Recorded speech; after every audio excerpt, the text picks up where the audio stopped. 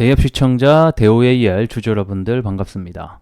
대오AR 관련돼서 여러분들이 알고 계셔야 되는 이슈라든지 내용들 전달해 드리고 있는 멘토 의진욱입니다.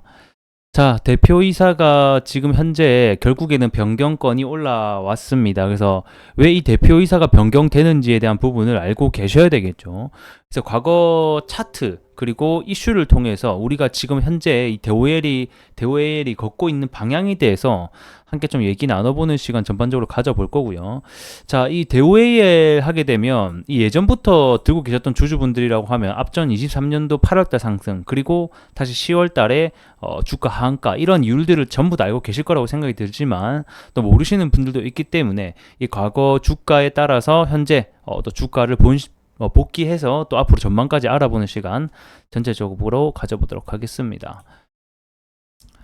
자, 우선에 과거에 23년도 7월달, 8월달이었죠. 이때 최대 주주가 비즈 알파로 변경되는 사건이 있었고 그 해당 이슈 때문에 주가가 많이 점프를 하게 되었습니다. 그래서 이게 왜 갑자기 최대 주주 변경건이 올라왔는지를 알려면 이 과거 이 대오에일의 최대 주주가 누구였는지가 중요하거든요. 자, 기존의 대오에일의 최대 주주가 비덴트였어요. 비덴트.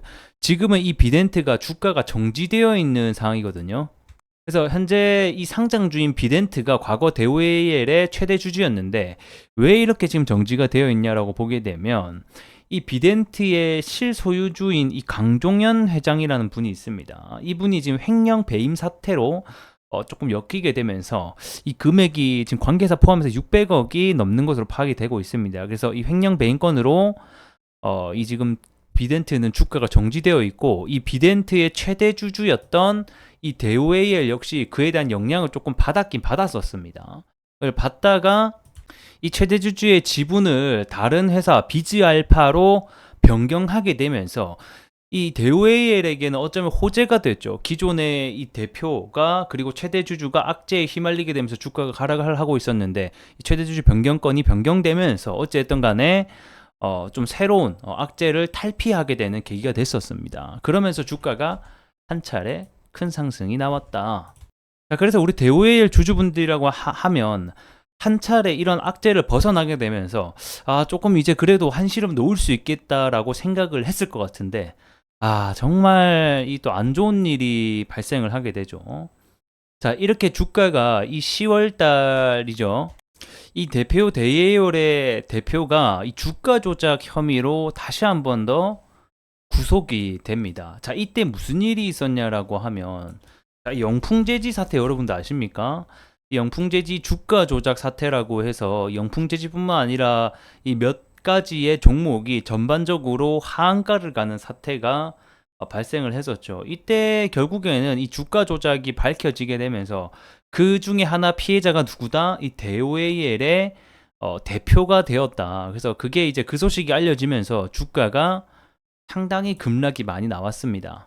그래서 이때 보게 되면 주가가 한가를 가게 되고 추가 하락이 나오게 되면서 이 대오에이엘의 주주분들이라고 하면 정말 몇 개월 안 되는 기간 동안 기존 대표 비덴트는 횡령 혐의 때문에 주가 하락하고 이제 최대 주주 변경되면서 좀 한시름 놓았다라고 생각했는데 다시 한 번 더 이 주가 조작 영풍재지 사태에 휘말리게 되면서 하락이 나왔습니다. 그래서 정말 천당과 지옥을 계속해서 오가는 굉장히 어려운 일들이 23년도 하반기쯤에 발생을 했었다.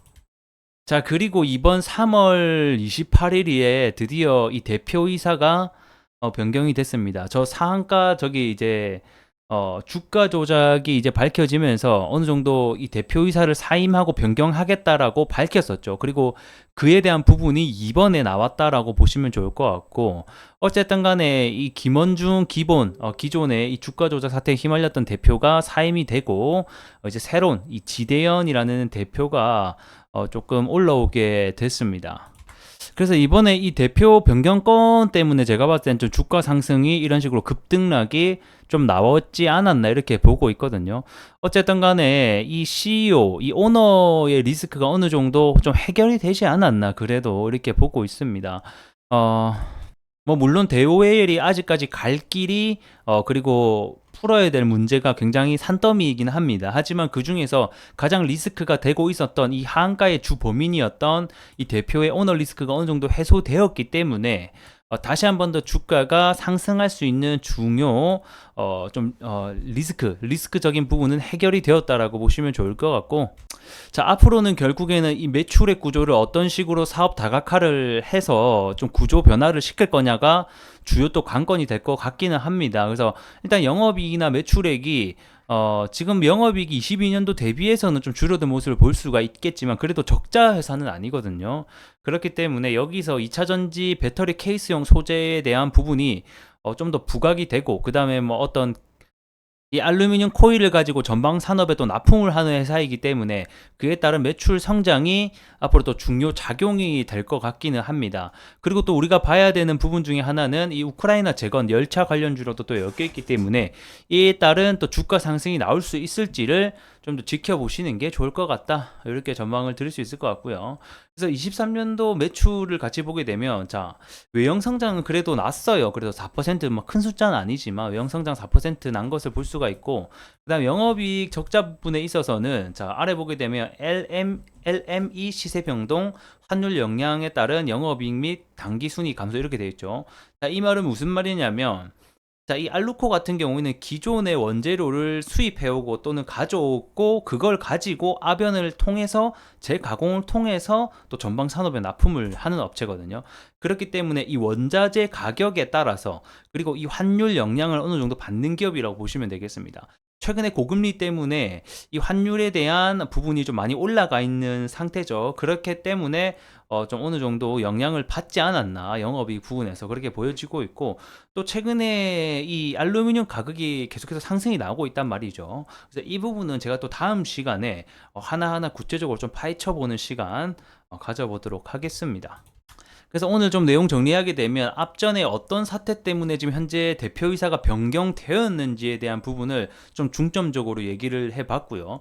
그리고 앞으로에 대한 주가 전망은 제가 또 다음 시간에 여러분들에게 하나하나 알려드릴 수 있도록 하겠습니다. 해당 내용이 좀 도움이 되셨다라고 하면 구독과 좋아요 부탁드리면서 다음 시간에 뵙도록 하겠습니다. 고맙습니다.